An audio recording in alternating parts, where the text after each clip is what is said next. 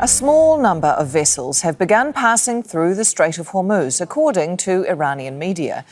They say 3 Iranian oil tankers and 2 cargo ships passed through the strategic waterway following the lifting of the US naval blockade.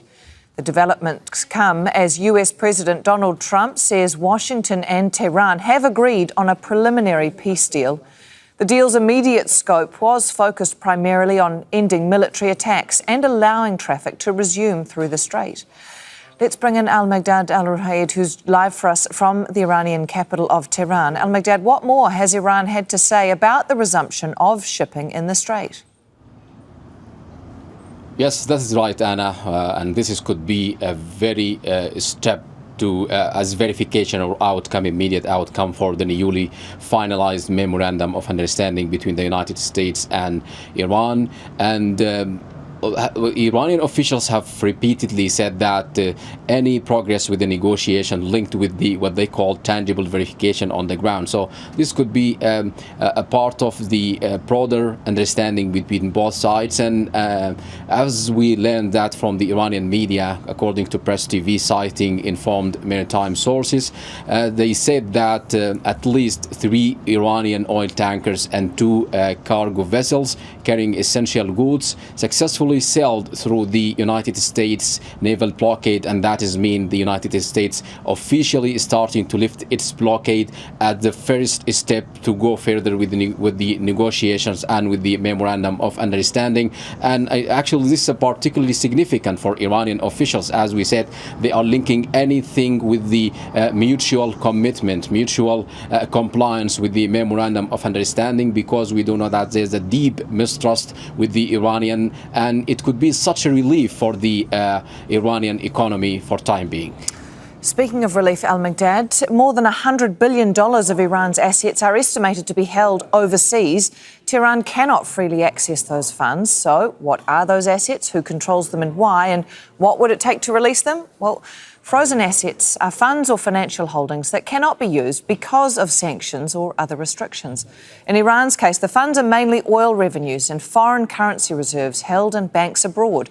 Estimates put the total at more than $100 billion in frozen assets, although the exact amount is not known. Most of the funds are held in countries that have purchased Iranian oil, including Iraq, China, Japan, India, South Korea and Luxembourg. The US imposed sanctions on Iran in 1979 after protesters seized Washington's embassy in Tehran.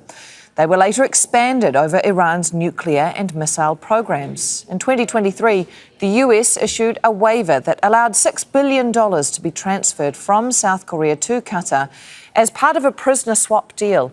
Iran could only use the money for approved humanitarian purchases. Al-Maghdad, Iran has made it clear that the strait won't be toll-free, and of course it would be keen to see some of those frozen funds flow back into its economy. What difference, though, would that make to Iranian citizens? Well, actually, it would be a significant change in economic situation here in the country. We have seen that Iran in sanctions for decades, actually. And yesterday, Monday, we were at the street asking people about their feeling about this situation, new situation about the Memorandum of Understanding and about the sanctions and about the economic situation. They are very desperate for any kind of relief, any kind of hope that to progress their daily life. We know that it's very hard to them that there is a deterioration within the economic situation day by day. Actually, we have seen that if this naval blockade and this maritime shipping continue, that will be a direct impact on the situation here, especially for Iranian peoples and ordinary peoples. That we know that the 90% of the oil exports is through the naval or maritime shipping. So that could be a huge relief. That could be a huge impact in fact, because we do know that there is a very broader mechanism right now is being discussed between the United States and Iranian regarding the sanctions and broader, actually Iranian officials aiming at lifting all the sanctions, and this could be a sign of hope for them, that because we do know that before this war there is no discussions about sanctions. Now it's in central part, actually in the very first stage at the Memorandum of Understanding, and it could be there is a progress or not, that depend on the mutual compliance and the tangible verifications, as the Iranian have repeatedly said, and linked any progress with the Americans with what they called tangible verifications. Al-Maqdad Al-Ruhayd joining us live from Tehran. Thank you.